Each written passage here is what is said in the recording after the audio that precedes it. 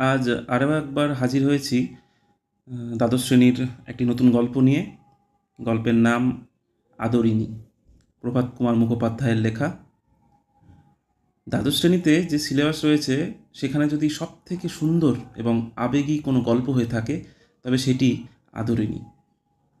হলপ করে বলতে পারি, যদি মন দিয়ে গল্পটি পড়ো, হৃদয় দিয়ে অনুভব করতে পারো, তবে গল্পের শেষে চোখের কোণে অজান্তেই জলবিন্দু আবিষ্কার করবে। গল্পটি মোট 7টি পরিচ্ছেদে ভাগ করা হয়েছে। আমরা প্রতিটি পরিচ্ছেদ যত্ন সহকারে এবং সময় নিয়ে পড়ব, যাতে এখান থেকে যে কোনো ধরনের এমসিকিউ এর উত্তর আমরা করতে পারি। থার্ড সেমিস্টার এমসিকিউ টাইপ হওয়ায় আমাদের কিন্তু প্রতিটি গল্প এবং কবিতা পড়ার ক্ষেত্রে বেশ সাবধানতা অবলম্বন করতে হবে। মূল গল্পে প্রবেশ করার আগে লেখক প্রভাত কুমার মুখোপাধ্যায় সম্পর্কে আমরা কিছু বিষয় জেনে নিই। প্রভাত কুমার মুখোপাধ্যায় জন্মগ্রহণ করেন 1873 সালের 3রা ফেব্রুয়ারি পশ্চিমবঙ্গের পূর্ব বর্ধমান জেলার ধাত্রী গ্রামে। ভারতী পত্রিকায় কবিতা রচনার মধ্য দিয়ে তার সাহিত্য জীবনের শুরু। তার উল্লেখযোগ্য কিছু লেখাগুলি হল রমাসুন্দরী, নবীন সন্ন্যাসী, রত্নদ্বীপ, জীবনের মূল্য, নবকথা, গল্পাঞ্জলি প্রভৃতি। আমাদের যে পাঠ্য আদরিণী, এই গল্পটি প্রভাত কুমার মুখোপাধ্যায়ের গল্পাঞ্জলি নামক গল্পগ্রন্থ থেকে নেওয়া হয়েছে। এবারে আমরা মূল গল্পে ফিরে আসি। উচ্চ মাধ্যমিক শিক্ষা সংসদের পাঠ্য বইয়ের 3 নং পৃষ্ঠা। গল্পের নাম আদরিণী, লেখক প্রভাত কুমার মুখোপাধ্যায়। আজকে আমরা প্রথম পরিচ্ছেদটি পড়ব। পাড়ার নগেন ডাক্তার ও জুনিয়র উকিল কুঞ্জবিহারী বাবু বিকেলে পান চিবাইতে চিবাইতে হাতের ছড়ি দুলাইতে দুলাইতে জয়রাম মোক্তারের নিকট আসিয়া বলিলেন, মুখুজ্জেমশাই, পীরগঞ্জের বাবুদের বাড়ি থেকে আমরা নিমন্ত্রণ পেয়েছি। এই সোমবার দিন মেজবাবুর মেয়ের বিয়ে। শুনছি নাকি ভারী ধুমধাম হবে। বেনারস থেকে বাই আসছে, কলকাতা থেকে খেমটা আসছে। আপনি নিমন্ত্রণ পেয়েছেন কি? দেখো, প্রথমেই দুজন চরিত্রের কথা আমরা পাচ্ছি, নগেন ডাক্তার এবং জুনিয়র উকিল কুঞ্জবিহারী বাবু, যারা জয়রাম মোক্তার নামক এক ব্যক্তির বাড়িতে এসেছেন কোনো এক আমন্ত্রণ পত্রের তদারকি করতে। মোক্তার শব্দের অর্থটি জেনে রাখো। মোক্তার শব্দটির অর্থ উকিলের সহযোগী। উকিলের সহযোগী অর্থাৎ উকিলের সমস্ত কাজে যিনি সহযোগিতা করেন তাকেই বলা হয় মোক্তার। একটা জিনিস মাথায় রেখো, এমসিকিউ এর উত্তর করতে গেলে কিন্তু প্রতিটি লাইন তোমাকে মন দিয়ে পড়তে হবে। দেখো, কি চিবাইতে চিবাইতে? পান চিবাইতে চিবাইতে। হাতের ছড়ি দুলাইতে দুলাইতে কার কাছে আসলেন? জয়রাম মোক্তারের কাছে। কারা আসলেন? পাড়ার নগেন ডাক্তার এবং জুনিয়র উকিল কুঞ্জবিহারী বাবু। কখন আসলেন? বিকেলবেলা। এভাবেই প্রতিটি লাইনে প্রচুর প্রশ্ন লুকিয়ে রয়েছে। পড়তে পড়তে নিজেকে প্রশ্ন করবে, দেখবে গল্পটা অনেক সহজ মনে হচ্ছে এবং খুব সহজেই প্রতিটি লাইন তোমাদের মনে থেকে যাবে। তারপরে আসি, বেনারস থেকে বাই আসছে। বাই মানে কি? বাই মানে হলো পেশাদার নর্তকী অথবা অর্থের বিনিময়ে যারা নাচ গান করেন। খেমটা কি? খেমটা হলো নাচের একটি ফর্ম বা ধরন বা সঙ্গীতের তাল বিশেষ বলতে পারো। এরপর কি বলছে শুনি।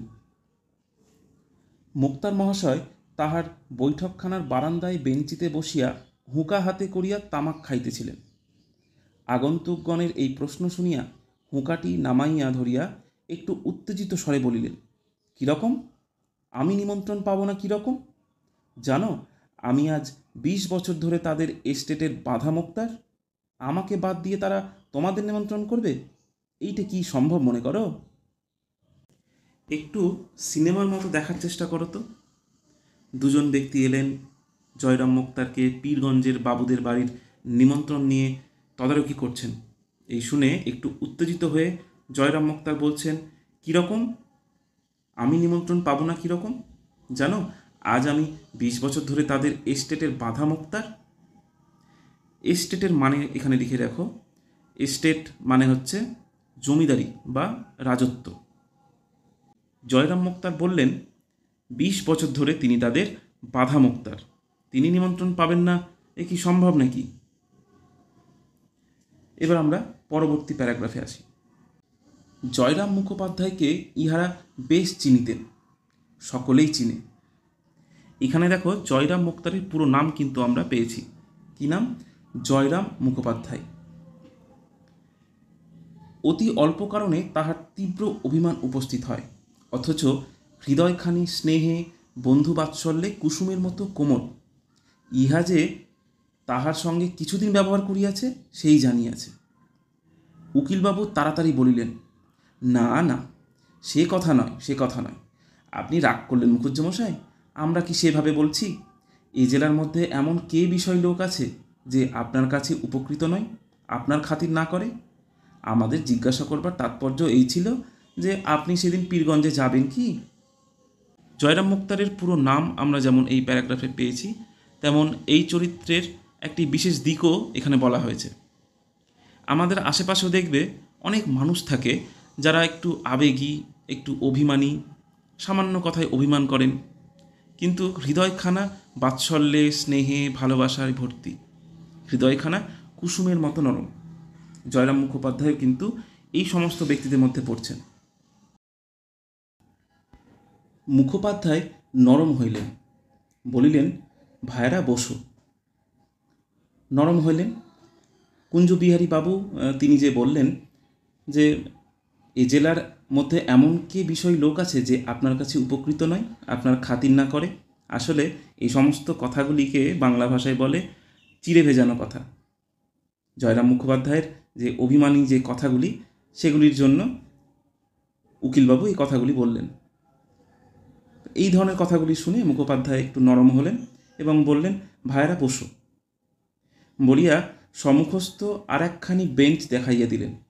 উভয়ে উপবেশন করিলে বলিলেন, পীরগঞ্জে গিয়ে নিমন্ত্রণ রক্ষা করা আমার পক্ষে একটু কঠিন বটে। সোমমঙ্গল 2 দিন কাছারি কামাই হয়, অথচ না গেলে তারা ভারী মনে দুঃখিত হবে। তোমরা যাচ্ছ? এইখানে দুটি বারের কথা বলা হয়েছে, সোম মঙ্গলবার এই 2 দিন কাছারি কামাই হবে। এইটা তোমরা আন্ডারলাইন করে রেখো।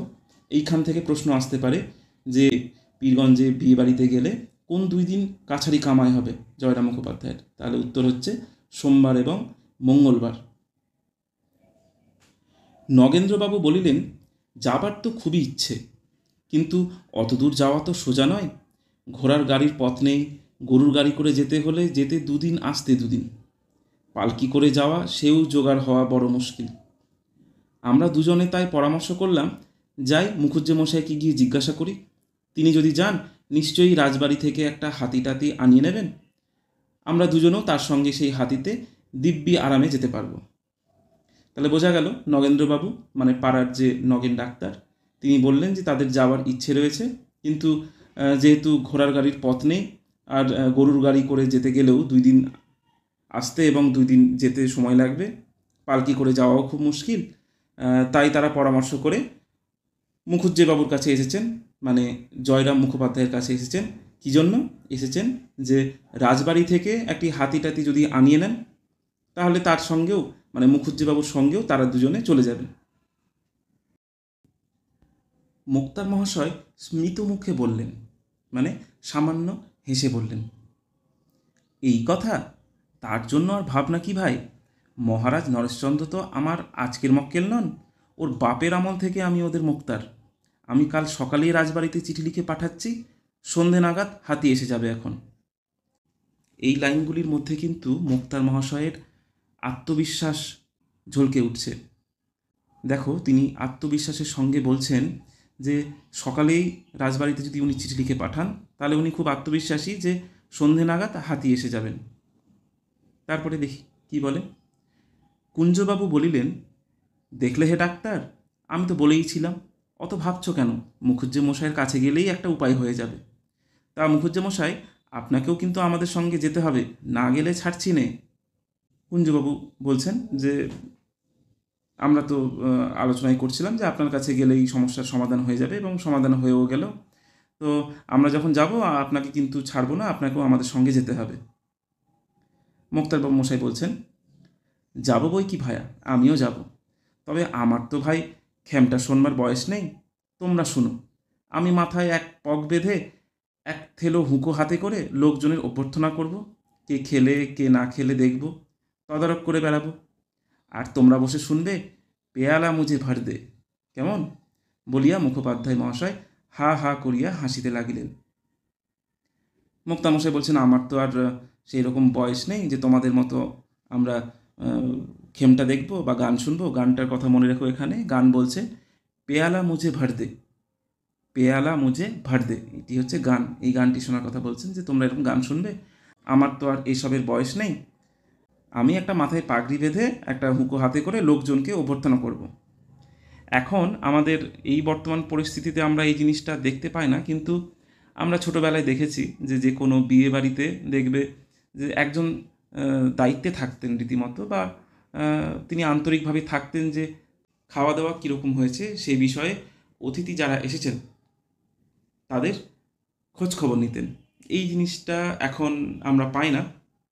এখন বলতে গেলে আন্তরিকতার অনেকটাই অভাব। এখন শুধুমাত্র বিলাসিতার প্রদর্শন করা হয়, প্রয়োজনের থেকে অনেক বেশি দেখানোর বিষয়টি চলে এসেছে। তো আগের সেই আন্তরিকতা অবশ্যই পাওয়া খুব মুশকিল, বা পাওয়া যাবে না। ধীরে ধীরে এটি আস্তে আস্তে আরও বিলুপ্ত হবে বলাই যায়।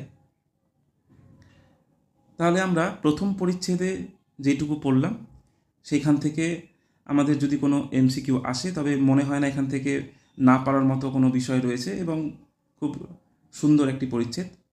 পরবর্তী ভিডিওতে আমরা দ্বিতীয় পরিচ্ছেদ নিয়ে আলোচনা করব।